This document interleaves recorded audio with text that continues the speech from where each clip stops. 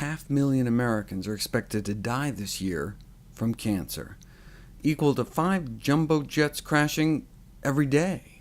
The number of Americans who die from cancer each year is more than all those who have died in all U.S. wars combined, and this happens every single year.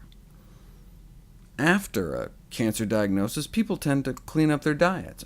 About a third to a half of breast cancer patients, for example, make healthy dietary changes following diagnosis, such as increasing fruit and vegetable consumption, decreasing meat, fat, and sugar intakes.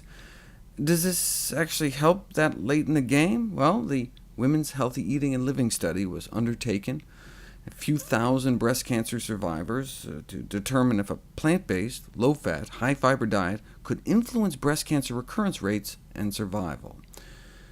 Previously, they famously reported that simple changes, 5 or more servings of fruits and veggies a day, and just like walking 30 minutes a day, 6 days a week, was associated with a significant survival advantage, cutting risk nearly in half. Note I said fruits and veggies and exercise. Here's the proportion of women with breast cancer surviving 9 years in the study if they had low fruit and vegetable consumption and low physical activity, or high in one and low in the other. But here's the survival curve of those high in both.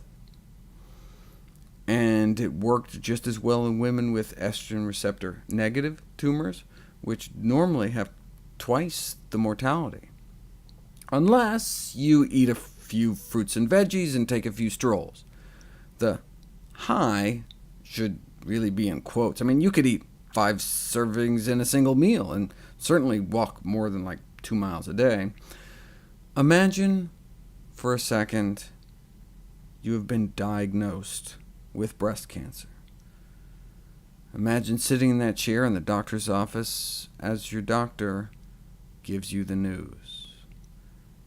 But there's a new experimental treatment that can cut your chances of dying in the next few years from like 16% down to just 4%. To quadruple their survival rate, many women would remortgage their homes to fly to some quack clinic in Mexico, would lose all their hair to chemo, but most, apparently, couldn't stand the thought of eating broccoli. And indeed, that's what the latest report from the Women's Healthy Eating and Living Study found. Fruits and vegetables may be good, but cruciferous vegetables may be better. For women on tamoxifen, for example, if one of their 5 daily servings of fruits and veggies was broccoli or cauliflower, collards, cabbage, or kale, the risk of cancer recurrence may be cut in half.